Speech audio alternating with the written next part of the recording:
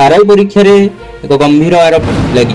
Cyber cafe रे RI परीक्षा, हाँ आज्ञा आरआई परीक्षा रे एक गंभीर आरोप लगी जहाँकि राज्य में सरकारी चाकरी कराइदेवाक अनेक दलाल मारिथिबा बेले राजधानी भुवनेश्वर रे एक साइबर कैफे रे ग्रुप सी चाकरी पई परीक्षा करायाउथिबा अभियोग होईछि। Odisha subordinate staff selection commission ओ ट्रिपल एससी द्वारा आरआई एआरआई आईसीडीएस सुपरवाइजर और अमीन परीक्षा यही परीक्षा केन्द्र रे हेउथिला।